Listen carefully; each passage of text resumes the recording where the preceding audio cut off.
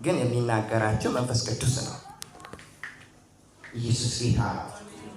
ዛሬ ታሪካችሁን ህይወታችሁን ሊቀይር ዛሬ ኢየሱስ በመካከላችሁ ይገለጣል።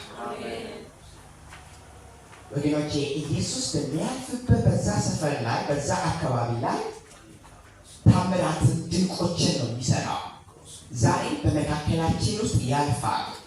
ታምራትን በኢየሱስ ስም ያሳያቸዋል። እግዚአብሔር ሆይ እናመሰግናለን። መንፈስ ቅዱስ አስተምረን። እኔ ምን እንደምናገር አላውቅም፣ አንተ ተናገር። በዚህ በብዙ ሚሊዮን ህዝብ ፊት ስላቆምከኝ አመሰግናለሁ። በኢየሱስ ክርስቶስ ስም አሜን። ክብር ለእግዚአብሔር። ያው ሳምንት በእግዚአብሔር ፍቃድ ውስጥ በሚል ሀሳብ ነበር ያየነው እና ሳምንት ያልነበራችሁ ትበዛላችሁ እና ያው ትንሽ ለክለሳ ባደረግላችሁ ደስ ይላል። ማለት እርሱ ብቻ ወቁ እና በእግዚአብሔር ፍቃድ ውስጥ በኤሳውና በያዕቆብ ሕይወት ውስጥ አይተናል። ስለዚህ መጥላት ምንድን ነው፣ በእግዚአብሔር ዘንድ አመፅ አለ ወይ የሚለውን አይተናል እና ያዕቆብ ማቴዎስና ሉቃስ መጥላት የሚለውን ደግሞ ሲተረጉም እንመለከታለን። ምክንያቱም የእግዚአብሔር ዘላለማዊ ምርጫ ከእስማኤል ይልቅ ይስሐቅን እንደመረጠ እንመለከታለን። የሚገርማችሁ ነገር በስጋ የአብርሃም ዘር ሳይሆኑ ግን የተስፋውን የወረሱ ነበሩ። እነ ጋለሞታ ራብ እነ ካሌብን ስትመለከቱ በክርስቶስ ዘር ሐረግ ውስጥ እንደገቡና በእግዚአብሔር ምርጫ ውስጥ እንደገቡ አይተናል። ደግሞ ሌላው ደግሞ የእግዚአብሔር ፍቃድ በሰዎች ህይወት ውስጥ በኤርምያስ ህይወት ውስጥ አይተናል። ደግሞ በእግዚአብሔር ፍቃድ ውስጥ የምንሆንበት በዛ ስፍራ ውስጥ ምን አለ? በረከት አለ ብለን አይተናል ማለት ነው። እና የእግዚአብሔር ፍቃድ ያለበት መከራ አለ፣ እሱንም ባለፈው አይተናል ማለት ነው። እና ዛሬ ደግሞ ያስተምራችኋል። ከእግዚአብሔር ለመስማት ዝግጁ የሆነ ሰው አለ? ትንሽ ከፍ አድርገን ክብር ለእግዚአብሔር ይሁን። ከእግዚአብሔር ለመስማት ኢየሱስ ጌታ ነው።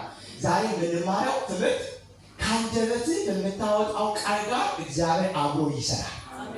ኢየሱስ ጌታ ነው። እና ዛሬ ምዕራፍ 1 እና ምዕራፍ 2 እና ያለን ቀጣይ ጊዜው ሌላ ጊዜ ያው ምዕራፍ 3 ምዕራፍ 4 እንቀጥላለን ማለት ነው። እና ዛሬ ምዕራፍ 1 እና ምዕራፍ 2 ነው የምናየው። ክብር ለእግዚአብሔር። እስቲ ከአንደበትህ የሚያወጣው ቃል በሉ እግዚአብሔር ይፈጽመዋል በሉ። ክብር ለእግዚአብሔር። አንድ ነገር ልንገራችሁ፣ ወደ ትምህርት ከመግባቴ በፊት አንድ ነገር ልንገራችሁ። የምታወጡት ቃል በፍጥረታዊ ዓለም ውስጥ ብትሆኑ እንኳን በመንፈሳዊ ዓለም ውስጥ ትልቅ ስራ ይሰራል። አንድ ነገር ልንገራችሁ፣ ህይወት መንፈሳዊ ናት። መጽሐፍ ቅዱስ ሲናገር ዘውትር በመንፈስ የተቀጣጠላችሁ ሁኑ ይላል አይደል? መንፈስ ይሙላባችሁ ይላል። አሁን እኛ የምንኖረው ለዚህ ለፍጥረታዊ ዓለም ለመንፈስ ይፈታ ለመንፈሳዊ ዓለም ፍጥረታዊ ዓለም ታዛዥ ነው። ይሄ ማወቅ አስፈልጋቸዋል። በምታወቁት ቃል ስራ እንደሚሰራ መረዳት ያስፈልጋቸዋል። ስለዚህ ለፍጥረታዊ ዓለም ለመንፈሳዊ ዓለም ፍጥረታዊ ዓለም ምንድን ነው? ታዛዥ ነው። ምን ብያለሁ? ታዛዥ ነው።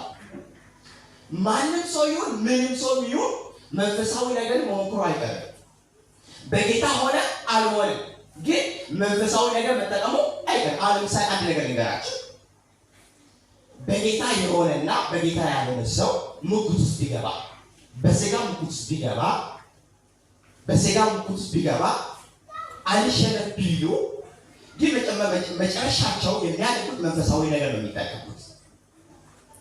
አማኙ ለዛው ነገር ለሚፈልገው ነገር ሙግት ውስጥ ለገባው ነገር መንፈሳዊ ዓለም ውስጥ ይጠቀማል። ምን? በመጸለይ ጸሎት ይገባል ማለት ነው። ምክንያቱም ነገሩ እንዲለቀቅ። በጌታ ያልሆነው ደግሞ በመንፈስ ዓለም ነገሩ እንደሚሳካ አምኖ ደግሞ ጠንቋይ ቤት ይሄዳል። ተረዳችሁ? በደም አዳምጡ። ሙግት ውስጥ ቢገባ አማኙ ወዴት ይሄዳል?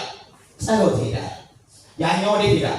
ጥንቆላ ቤት ይሄዳል። ምክንያቱም የእሱን ነገር በመንፈሳዊ ዓለም ለመስራት ለማድረግ ነው ማለት ነው። ለምሳሌ እድብ ያለው ለፍጥረታዊ ዓለም መንፈሳዊ ዓለም ምንድን ነው? ታዛዥ ነው። ለመንፈሳዊ ዓለም ፍጥረታዊ ዓለም ምንድን ነው? ታዛዥ ነው። ለምሳሌ አንድ ነገር ይገራችሁ፣ ታዛዥ መሆኑን ላሳያችሁ ከመጽሐፍ ቅዱስ ሐዋርያት ሥራ ምዕራፍ 12 ላይ ነው። ሐዋርያት ሥራ ምዕራፍ 12 ላይ በዚህ ዘመን ሐዋርያት ምዕራፍ 12 ላይ ይላል ሄሮድስ በዛ ዘመን መከራ ያጸናባቸው ዘንድ ይላል በእያንዳንዱ ላይ ይጫነባቸው ይላል። ከዛ በኋላ ጴጥሮስ የዮሐንስን ወንድም ያዕቆብን በሰይፍ ካስገደለ በኋላ ይላል አይሁድ ደስ እንዲላቸው ደግሞ ማን ያዘ ይላል ጴጥሮስን ያዘ። ከዛ የቂጣ በዓል ወራት ስለሆነ እንደ ነገው እገለዋለሁ ብሎ ነው ያሰበው። መጽሐፍ ቅዱስ ሲናገር እንደዚህ ይላል ሄሮድስ ሊያወጣ ባሰበ ጊዜ ይላልና እነዚህ አማኞች ደግሞ በጸሎት ምን ይሉ ነበር? ይተጉ ነበር። በፍጥረታዊ ዓለም ውስጥ ሆኖ ግን መንፈሳዊ ዓለምን ያንቀሳቅሱ ነበር በጸሎት። መንፈሳዊ ዓለምን ምን ያሉ ነበር? ያንቀሳቅሱ ነበር። የሚገርማችሁ ነገር ተኝቶ ባለበት ጊዜ መጽሐፍ ቅዱስ ሲናገር መልአኩን ላከ ይላል። ደጆች አውቆ ተከፈቱ ይላል። ግን ህልም ይመስሎ ነበር ነው የሚለው። ግን ባላሰበው አቅጣጫ ህልም እየመሰለ ግን ደጅ ላይ ሆኖ በሩን ሲያንኳኳ እንመለከታለን። ከዛ ከእስር ቤት እንደወጣ ማለት ነው። ስለዚህ ምን ማለት ፈልጌ ነው? በአንደበታችሁ የምታወጡት ቃል ኃይል አለው። ኃይል አለው። ያዕቆብ ይናገራል ስለ አንደበት ቃል። ባይዘው የሰው ልጅ የአንደበት ቃል ህይወትን ይሰጣል ይገላል። ያዕቆብ አንደበት እሳት ነው ይላል። የፍጥረትን ሩጫ ምን ይላል? ይቀጣል ነው የሚለው። እሱን ሌላ ጊዜ እንመለከታለን። እንግዲህ ወደ ዋናው ሐሳቤ ከአፋችሁ በምታወጡት ቃል ላይ እግዚአብሔር ይሰራል።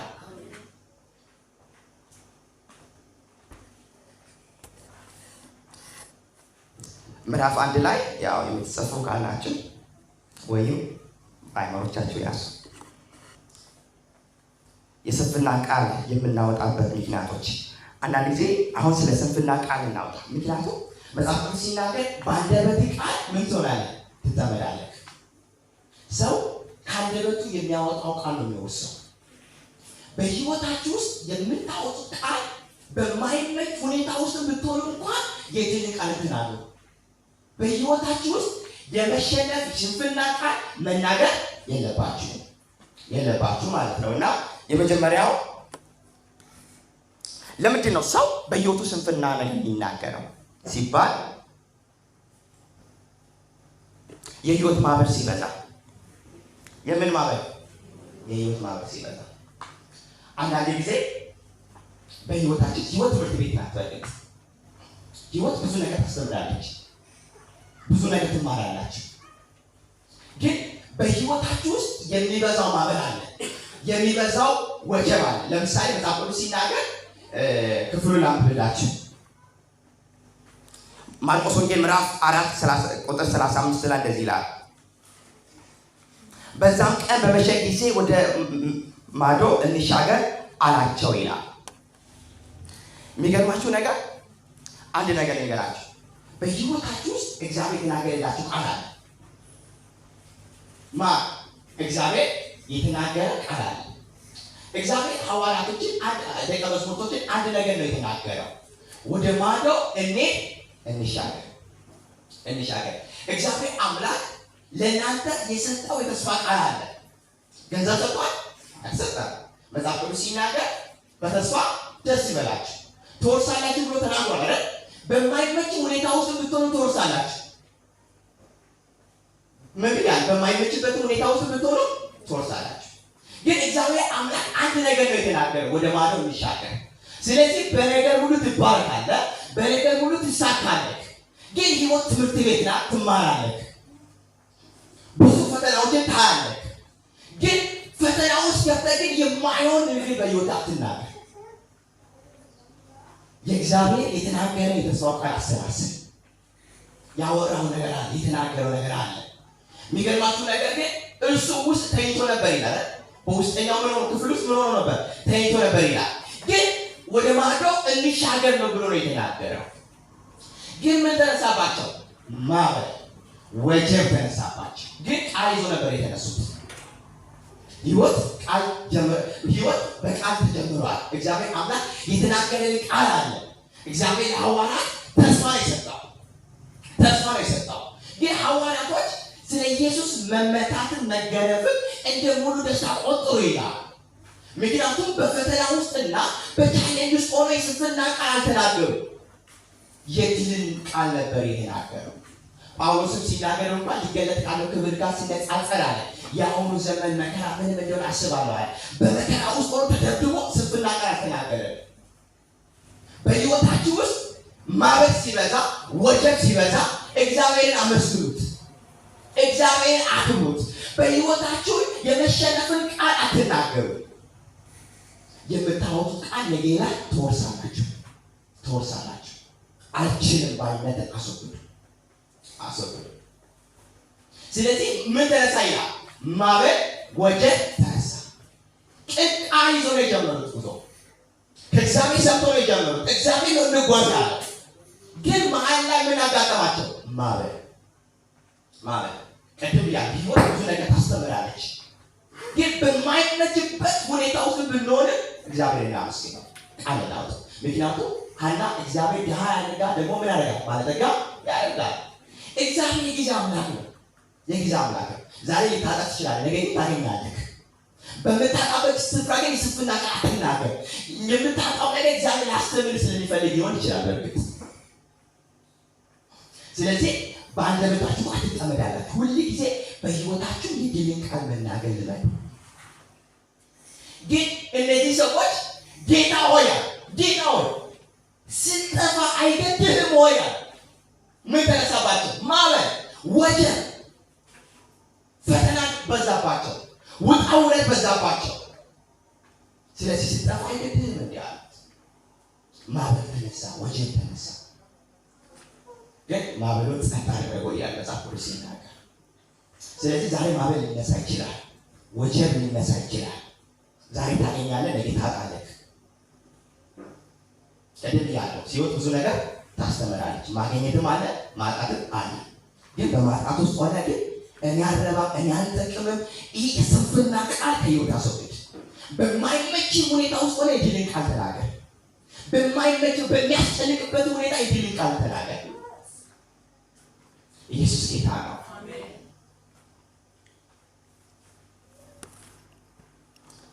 ስለዚህ የሕይወት ማዕበል ሲበዛ እንዲህ ይላል ክፍሉ። በዛም ቀን በመሸ ጊዜ ወደ ምድረ በዳ ማዶ እንሻገር አላቸው። ቁጥር 38 ላይ እንደዚህ ይላል፣ እርሱም በስተኋላ ተንተራሶ ተኝቶ ነበር። ቁጥር 39 ይላል፣ ነግቶ ንፋሱን ገሰጸው፣ ማዕበሉን ዝም በል ጸጥ በል አለው። ንፋሱን ተወው፣ ታላቅ ጸጥታ ሆነ። ያልፋል ሁሉም ነገር። ስለዚህ በሚያልፈው ነገር ላይ በሕይወታችሁ የስንፍና ቃል አትናገሩ። ተስማማን? በዚህ በማይመችባችሁ ሁኔታ ውስጥ ብትሆንም እንኳን ድል ተናገሩ። ሐናም ትናገራለች አይደል? ለሁሉ ምን አለ? ጊዜ አለው። ሁለተኛ ሕይወት በፍርሃት በፈተና በችግር ሲከበብ። አንዳንድ ጊዜ ሕይወት በፈተናና በችግር የምትከበብበት ጊዜ አለ። እስቲ እሱ ክፍል ሁለተኛ ነገሥት ምዕራፍ 6 ቁጥር 15 ያለውን ክፍል ነው እና እንደዚህ ይላል። የእግዚአብሔር ሰው ሎሌ ማለዳውን ተነስቶ ተከማይቷን ባየ ጊዜ ተከማው ተከቦ ነው ያየው። ምን ተከቦ ነው ያየው? ሰረገሎችና ጭፍራዎች ተከማውን ከቦ ነው ያየው። ጌያስ በወጣ ጊዜ ግን ያኔ ሰዎች ሲመለከት የድል ቃል አይደለም የተናገረው። ወየው ጠፋው፣ አለቀናል፣ በቃ ማለቃችን ነው አለ። ወየው ጠፋናል። ለኤልሳ ነገረ። ኤልሳ እንደዚህ አለው፣ ከእነሱ ጋር ካለው ከኛ ጋር ያለው ይበልጣል። አሁን ለጊያስ ብቻ የመጣው ያኔ ወታደሮች የከበቡት ሁለቱን ነው የከበቡት። ለሁለቱም የማይመችበት ስፍራ ነው፣ ማለቃቸው ነው፣ መሞታቸው ነው። ግን የድል ቃል የተናገረው አያችሁ። ከአንደበታችን በምናወጣው ቃል ጋር እግዚአብሔር መንፈስ ቅዱስ እንደሚሰራ እመን። የሚገርማችሁ ነገር የአይዘን አቤቱ አይኖችን ክፈት ብሎ ጸለየለት ይላል። እግዚአብሔር የብላቴናው አይን ከፈተለት ይላል። አይኑ ሲከፈት ከከበበው ይልቅ የተከበበው እግዚአብሔር የከበበው የእሳት ሰረገላ አየ ይላል። አያቸው። ስለዚህ በስንፍና ውስጥ ሆነን፣ በማዕበል ውስጥ ሆነን፣ በወጀብ ውስጥ ሆነን የስንፍና ቃል አንናገር። ምክንያቱም ዛሬ ልናወጣ እንችላለን፣ ልናገር እንችላለን። ነገ ግን የኛ ነገር ሊይዝ ይችላል። ቃሉ ቢናቅድብ ያለ በአንደበት ቃል ትጠመዳለህ። የአንደበት ቃል ፓወርፉል ነው። ግን አንድ ነገር ነው የተናገረው። ሰይፍ አንስቷል ኤልሳ፣ ሰይፍ አላነሳም። ጦር አንስቷል። ምን ትእዛዝ ነው ያዘዘው? አይኖቻቸው ምን ይሆናል? እውር ይሁን። ትእዛዝ ነው ያወጣው፣ ቃል ነው ያወጣው። በቃል ቃል ሻረ ማለት ነው። ስለዚህ በሚያስጨንቅ ሁኔታ ላይ በቃል ቃል ሻረ። ክብር ለእግዚአብሔር ይሁን።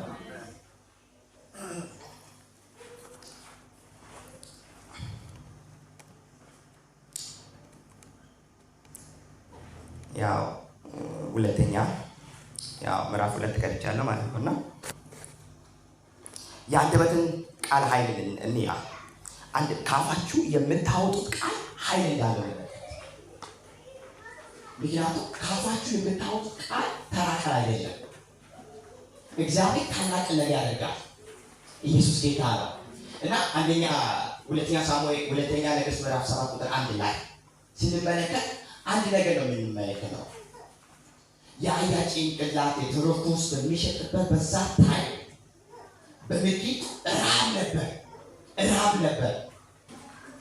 ነበር። በዛ ታይም ላይ ግን ኤልሳ አንድ ነገር ነው የተናገረው። የእግዚአብሔር ቃል ስሙን አለ። ነገ በሰማርያ ምን ይሸመታል? እህል ይሸመታል። የዛሬ ዓመት ነው አይደለም። እንደ ሰውኛ የዛሬ ዓመት ቢባል ያው ዘር ይዘራልና ያድጋል ዓመቱ። ግን ነገ ነው። ሰው በማያስብበት ሁኔታ ውስጥ ምን አወጣ? ስለዚህ በሌለ ነገር ላይ ቃል አውጣ። እግዚአብሔር ይፈጥረዋል፣ እግዚአብሔር ያመጣዋል። ስለዚህ ከአንደበት የምታወጣው ቃል ኃይል አለው። የሚገርማችሁ ነገር እንኳን ንጉሱ ይላል እጁን ተደግፎ እንኳን ይላል እግዚአብሔር አምላክን የሰማይ መስኮቶችን ቢከፍትም እንኳን ይሄ እንዴት ይሆናል አለ። ኤልሳ እንደዚህ አለ፣ ታየዋለህ ግን አትቀምስም። ምክንያቱም የእኔ ድርሻ መናገር ነው፣ የሥራ ባለቤት እግዚአብሔር ነው አለ።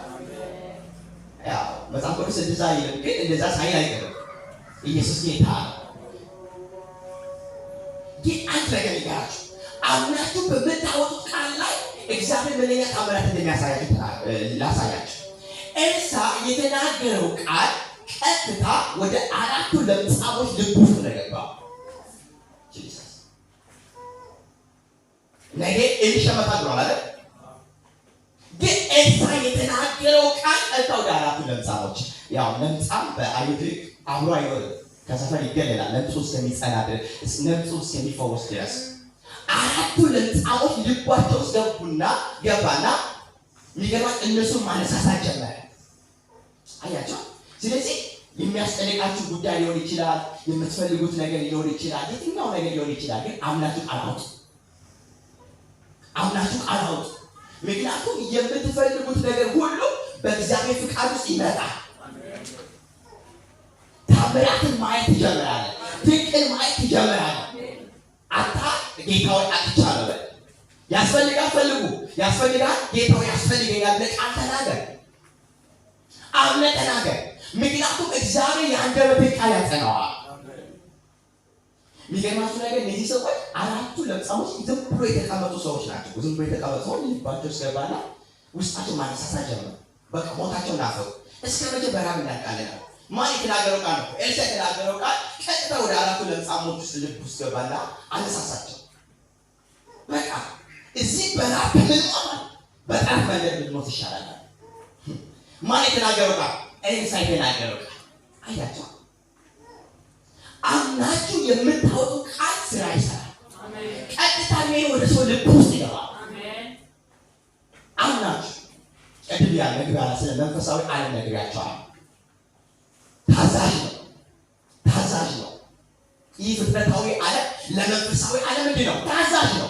ስለዚህ አምነህ አውጣ፣ እግዚአብሔር ይፈጽመዋል። እነዚህ ሰዎች ቆርጦ ወስነው ወጡ። ከሞተ እንሞታለን። ግን መጽሐፍ ቅዱስ ሲናገር ግን ኤልሳ የተናገረው ቃል በልባቸው ስለገባ እነሱ ስላነሳሳ ወደ ሶርያ ምድር ገቡ ይላል። ከዛ በኋላ ግን በዛ መንደር ላይ ግን ድንጋጤና ፍርሃትን እግዚአብሔር ሰደደ።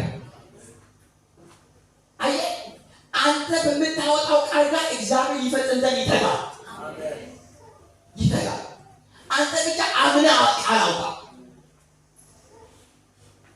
ምን ጠላት መጥቶብናል? መጽሐፍ ቅዱስ ሲናገር ነፍሳቸውን ለማትረፍ ይላል ሁሉ ሸሹ ይላል። ከብቶቻቸውን እንስሳታቸውን ሁሉ ትተው ሀብታቸውን ትተው ሁሉ ነፍሳቸውን ለማትረፍ ግን በዝብዘው ወጡ። ግን የእግዚአብሔር ሰው ኤልሳ እንደተናገረው እንደ ነገም እህል ተሸመተ በዛ ከተማ። ሃሌሉያ። ስለዚህ በሌለ ነገር ቃል አውጣ። ኢየሱስ ጌታ ነው። ስለዚህ ዛሬ ላይ ሆነ ነገን ቃል አውጣ። የምትፈልገው ነገሮች አሉ፣ ቃል አውጣ። ኢየሱስ ጌታ ነው። ስለዚህ የመስራት የሆነ ምን አለው? ኃይል አለው። የምታወጣው ቀጥታ የቤት ኪራይ ቸግሮ ይሆን ይችላል፣ የሆነ ነገር ቸግሮ ወይም ስራ ቸግሮ ይሆን ይችላል፣ የሆነ ነገር ቸግሮ ይሆናል። ግን በመንፈስ ሆነ ቃል አውጣ፣ ይታዘዝልሃል። ስለዚህ የአንደበታችሁ ቃል ኃይል አለው። ስለዚህ ተጠቀሙት እያልኳቸው ነው።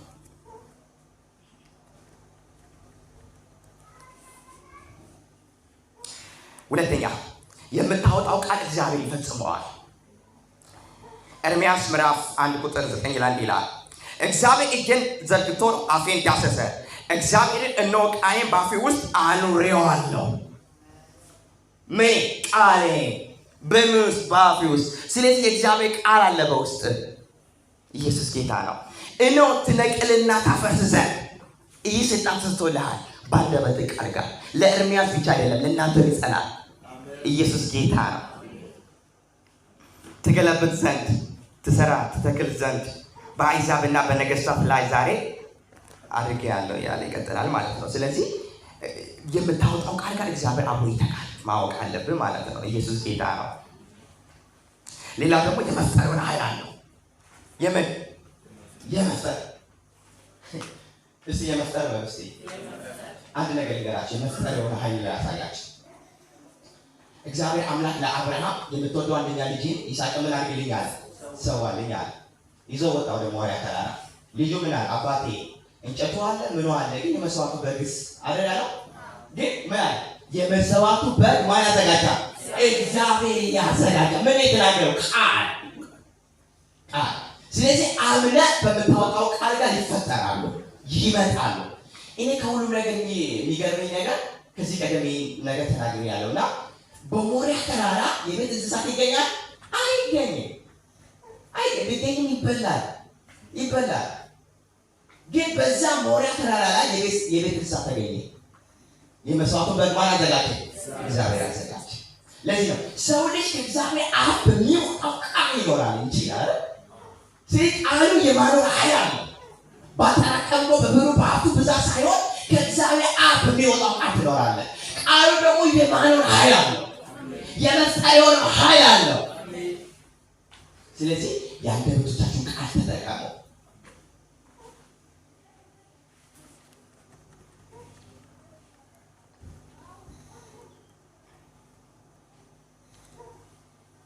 ሌላው ደግሞ ከአንደበት ጋር መንፈስ ቅዱስ ይሰራል። ማን ይሰራል? መንፈስ ቅዱስ ነው የሚሰራው። በምታወጣው ቃል ጋር ሰዓት ከሄደ ነገሩ ገና ነው አለኝ ሰዓት። በምታወጣው ቃል ጋር ማን ይሰራል? መንፈስ ቅዱስ። አንተ በምታወጣው ቃል ጋር መንፈስ ቅዱስ ያጸናል። ለምሳሌ መጽሐፍ ቅዱስ ሲናገር ጴጥሮስ አንድ ነገር ተናገረ። ያሽባ ሐዋርያት ሥራ ምዕራፍ 3 ላይ ሰዎች መልካም በሚለው ደጅ የተቀመጠው ሰውየው አንድ ነገር ነው የተናገረው። ምንድን ያወጣው ቃል? ብርም ወርቅም የለኝም ማለት ምን ተናገረ? ቃል ነው ተናገረው። ስለዚህ በናዝሬቱ በኢየሱስም ተነስና ተመላለስ ነው። ስለዚህ በሕይወታችሁ ውስጥ እግዚአብሔር መንፈስ ቅዱስ አብሮ ይተጋል። ስለዚህ የአንደበቶቻችሁን ቃል ተጠቀሙ። ሁላችሁም ብታወጡ ደስ ይለኛል። ሕዝቅኤል ምዕራፍ 17 ቁጥር 1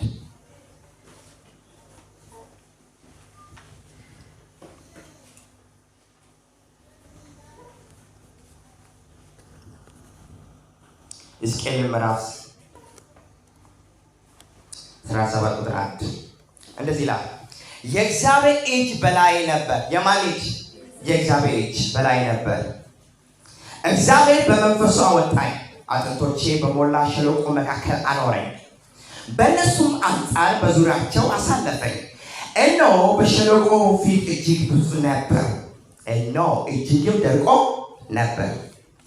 ቁጥር 3 እርሱም የሰው ልጅ ሆይ እነዚህ አጥንቶች በሕይወት ይኖራሉ? ጥያቄ ምልክት አለ። እኔም ጌታ እግዚአብሔር ሆይ አንተ ታውቃለህ አሉ። ከዛ ሌላ ቁጥር 4 እርሱም እንዲህም አለ በእነዚህ አጥንቶች ላይ ምን ተናገር? ትንቢትን ተናገር። ምን ተናገር? ትንቢትን ተናገር። እንዲህ በላቸው እናንተ የደረቁ አጥንቶች ሆይ የእግዚአብሔር ቃልን ስሙ። ምን ተናገር? ትንቢትን ተናገር። ምን ተናገር? ቃል ተናገር። ከኔ ጋር ናቸው አይደል? ከዛ ሌላ ጌታም ቁጥር 5 ላይ ጌታም እግዚአብሔር ለእነዚህ አጥንቶች እንዲህ ይላል እነሆ ትንፋሽንም አገባባቸዋለሁ፣ በሕይወት ትኖራላችሁ፣ ጅማትንም እሰጣቸዋለሁ፣ ሥጋዬንም አወጣባቸዋለሁ፣ በእናንተ ላይ ቁርበቴን እዘረጋለሁ፣ ትንፋሽንም አገባለሁ የሚለው ይቅርታ፣ በሕይወት ትኖራላችሁ፣ እኔ እግዚአብሔር እንደሆንኩ ታውቃላችሁ አለ። ቁጥር 7 የሚፈልገው እንዲህ ይላል እንዳዘዘኝ ትንቢት ተናገርኩ። ዋው! ምን እንዳለ? እንዳዘዘኝ ምን ተናገር? ትንቢትን ተናገርኩ። ሲናገርም ድምፅ ሆነ፣ እነሆ መናወጥም ሆነ፣ አጥንት ከአጥንት ጋር ተቀራረበ። እኔም አየሁ፣ እነሆ ጅማትም አልነበራቸውም፣ ሥጋም ወጣባቸው፣ ቁርበትንም በላያቸው ላይ ተዘረጋ፣ ትንፋሽንም ግን አልነበረባቸው። ከዛ ቁጥር 9 እርሱም የሰው ልጅ ሆይ ትንቢትን ተናገር። ኢየሱስ ጌታ ነው። አያችሁ፣ በምታወጡት ቃል ጋር መንፈስ ቅዱስ አብሮ ይሰራል። ስለዚህ ከእናንተ የሚጠበቀው ነገር ምንድን ነው? ቃል መናገር። ቃል ስትናገሩ እግዚአብሔር ብዙ ነገር ያደርጋል ማለት ነው። ስለዚህ ሀሳብ ልቋጭ። ህይወት እንደዛ ተቀደለ። ነገ ታሪክ ይቀይራል። ነገ ታሪክ ይቀይራል። በመናፍበት ብዙ ውጣ ውረድ ልናልፍ እንችላለን። ግን በማዕበል ውስጥ ግን የድል ቃል መናገር፣ የሽንፈት ቃል ተናገሩ። ኢየሱስ ጌታ ነው። ስለዚህ በህይወታችሁ ደግሞ ሁሉ ጊዜ የድልን ቃል መናገር አለባችሁ። እንጸልይ።